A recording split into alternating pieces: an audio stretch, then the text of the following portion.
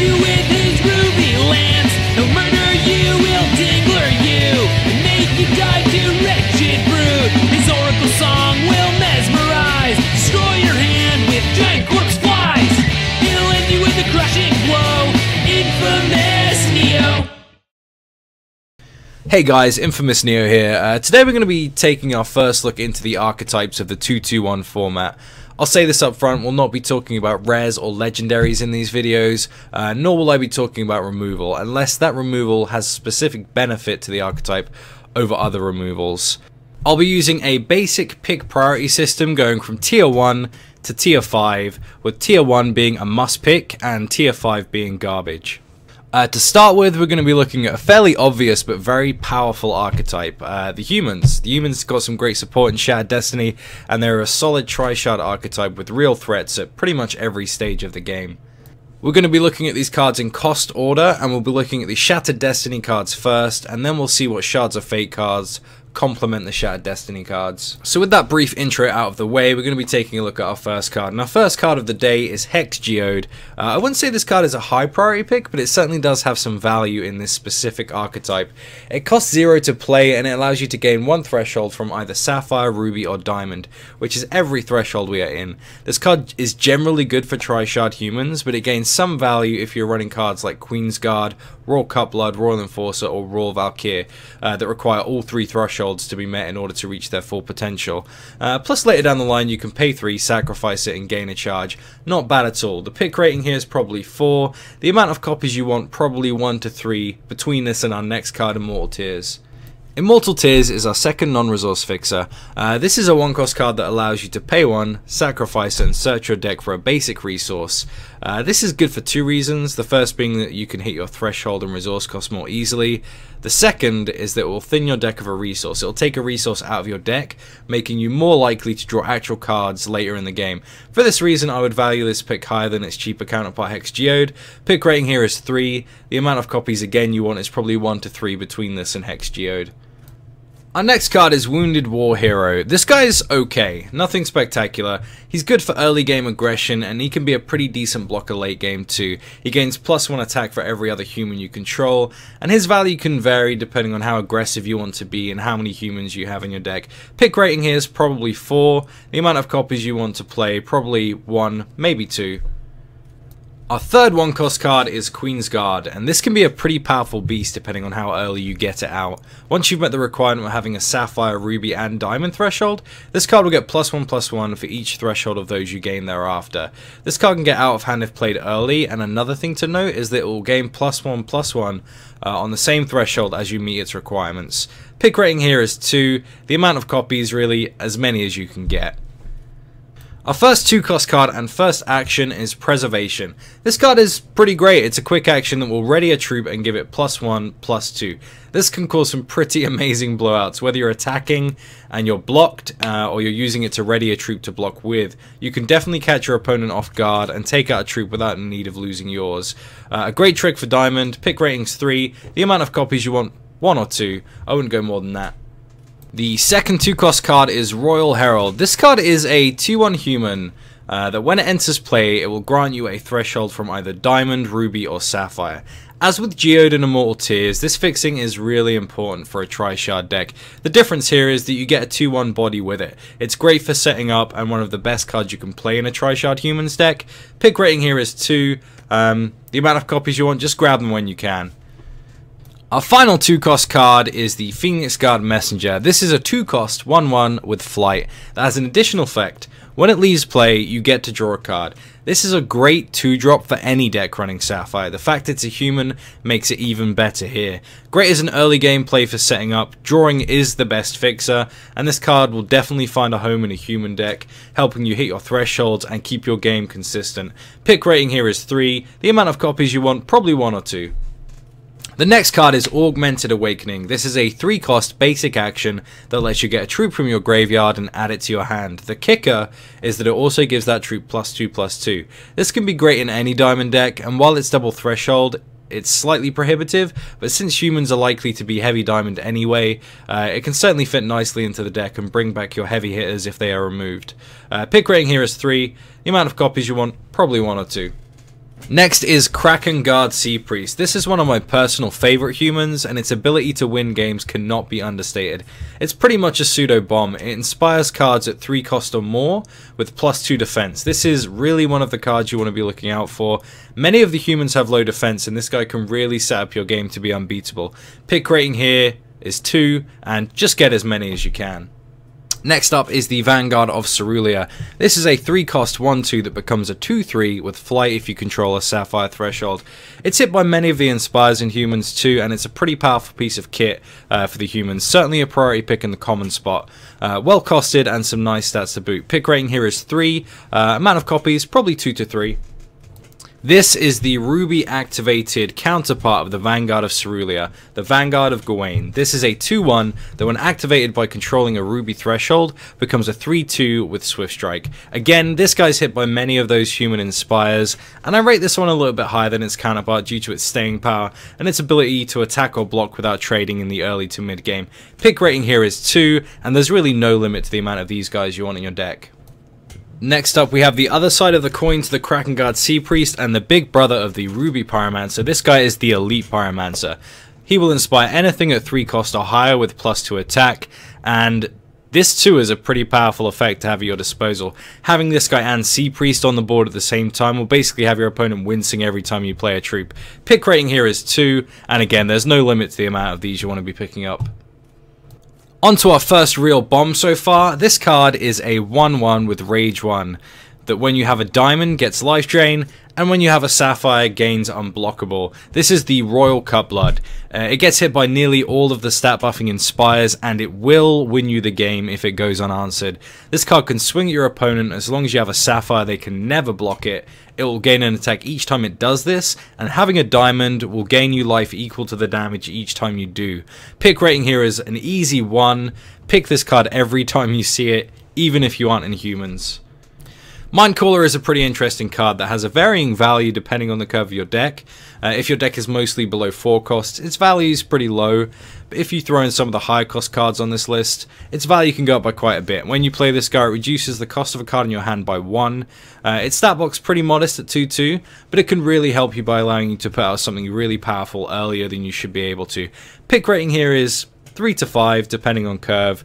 1 or 2 is probably the maximum amount of these you want. Next up is our final 3 cost, the Time Step Magistrate. This guy is a 2/3 double Sapphire troop that has a 2 cost 1-shot that allows you to void a human you control and put it back into play. This card is honestly pretty low value most of the time, but it can have its value increased by having certain cards like Queensgaard Enforcer and Bastion of Adamanth in your deck. Using the 1-shot to draw a card or exhaust a troop for a turn one more time can be pretty powerful. Pick rating here, 4 to 5 depending on your deck. Maximum amount of these guys I would take is probably 1.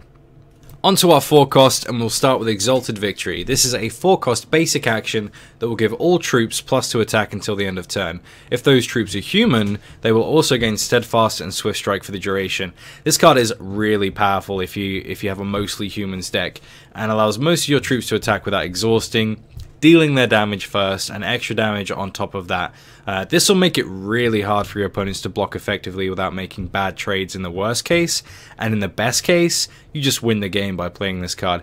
Pick rating here is 2, but it's conditional. I wouldn't pick up a second one of these until you have a solid troop base that you know is mostly human. Next up is Prophet of Wren. He is a 3/3 that will give you 2 life every time you gain a charge. This guy is pretty good in any diamond deck, and he's a great mid-game play that can buy you the time you need to turn the game around if you're losing, or just cement it if you're winning. Not a super high priority pick, but he's certainly won me some games with the extra time he's given me, and he's definitely worth looking at. Pick rating here is 3 or 4, I suppose. Max copies, 1 or 2. Sly Huntress is a 2/3 that creates a fox pet when she enters play. The fox pet is a 1/2 with speed that has a cost of 3. This card, again, not the most high priority pick, but certainly gains some value if you have a lot of Inspire in your deck. She and her pet will likely pick up a ton of buffs to attack and defense, and troops that create troops as a rule are generally quite good and powerful to pick up if you have an Inspire based deck. Pick rating here is 4, but that kind of moves up to 3 if you're rocking a decent amount of Inspire in your deck. Maximum copies here, 1 or 2. Next up is Queensgaard Enforcer. This guy is a 3-2 with flight. This card automatically gains some points for having evasion, but his stat block is pretty weak at 3-2. The fact is, you can probably find better cards than this in your set 1 pack. So with that in mind, pick priority here is 4, and max copies is 1 to 2. Town Crier is a 2-2 with a potentially really powerful effect. This guy, when he enters play, lets you draw a card for each human you control. Then you have to discard 2 cards. As the game goes on, this can be a game-winning effect. But if you're on the back foot in terms of board state, this card can have little to even negative benefit. He becomes a little bit better if you're running Rutherford Banks as your champion, allowing you to put something in your graveyard to bring back later. Priority here is 3 to 4 depending on the level of humans in your deck, and playing more than one of this guy is probably a stretch for me personally. Our first 5-cost card, but not really, is Rallying Banner. This card is the only card with an Inspire effect that is not a troop. If you control a human, this card's cost is reduced by 3, making it 2 to play. Obviously in this archetype we have humans, so likely this is a 2-cost card. While on the field and you control a human, it will inspire every card at 2 cost or more with +1/+1. Really great card. Even if you aren't strictly in humans, this card is good as long as you have some humans. If you're mostly humans, this card is just crazy good, and a high priority tier 1 pick rating for humans. And at uncommon, just grab as many of these as you can.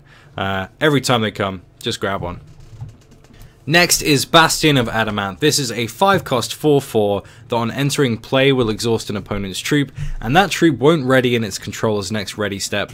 This card is super powerful. It can lock down an opponent's bomb for a turn, get a block out of the way for an advantageous swing, or just set you up a little better and get a big body out on the field. Really powerful card in Limited, but with its high cost you probably don't want too many. Pick rating here is 3. And 2 copies is probably the maximum amount you want due to its high cost. Royal Diplomat is a 3/4 with double minor sockets. This card is a very high priority pick for humans and a pretty high priority pick even when you're not in humans. It's double minor in a tri-shard deck, allows you to put some pretty crazy combos in there. You can give this guy any 2 of flight, swift strike, life drain, quick, speed, and unblockable to anything but diamond and artifact. The versatility of this card is its power, and on top of that, even without the gems, it has steadfast. This is priority number 1 for picking here. Definitely picking score 1, and again with these uncommons, just grab as many as you can. Firesoul Wizard is a 4/2 with Swift Strike. Its double threshold can be a little hard to hit on time, but when this guy is inspired, he can be crazy good. Due to him being a little bit harder to play and easy to remove, without inspires anyway, I'd say his pick priority is 4, and you want a maximum of 1 or 2. Really, you should have better cards than this in your deck, but it's an okay addition to it if you don't. Royal Enforcer is a 3/3 with Spell Shield. He does have 2 threshold abilities though. Having a diamond will give him +2 defense, and having a ruby will give this guy +2 attack. To round him out as a 5-cost 5/5 with Spell Shield. As far as value goes, you can't get much better than that. Another great inspire target considering his Spell Shield, and this guy can be a complete brick wall to your opponent in the late game, and he's pretty good on the offense too. Pick priority here is 2, but just grab them when you can. And last but not least for Shattered Destiny is Royal Valkyr. This is a 3/4 with flight. However, if you have at least one of Diamond, Ruby, and Sapphire thresholds when you play her, she'll deal 3 damage to target champion or troop, and you can also draw a card. So she's an evasion, removal, and card draw all in one, and that basically raises her to the level of Bomb. Pick priority here is 1, tier 1 card, but that will drop to 2 after you've picked up your first, and probably drop to 3 after you've picked up your second due to the high cost of the card. It's a great finisher though, and it can definitely swing a game around in your favor. Before we leave Shattered Destiny behind completely, I will just make a quick mention of the 3 jewel shards for this archetype: Shard of Purpose, Shard of Innovation, and Shard of Conquest, giving you Diamond Sapphire, Ruby Sapphire, or Diamond Ruby respectively. These aren't particularly high priority. I'd rate them at about 4. If there's nothing else to pick up and you do need that fixing, you haven't picked up many geodes, tiers, or Royal Heralds. Definitely consider picking these up just to help you with that shard base. Try shard, it's really important you hit those thresholds, so they're definitely worth a look, but I wouldn't rate them too highly. Certainly building your deck up as a consistent deck is a little bit more important than picking these up. In part 2, we're going to be talking about which of the Shards of Fate cards, the set 1, the third pack of this draft, really helps with the human deck, and what cards you want to be looking out for there. We're also going to be looking at champion choice and what champions you should be playing with the human archetype. I'll see you hopefully in the next video. Thanks for watching, have fun, good luck in your games, and I will see you next time.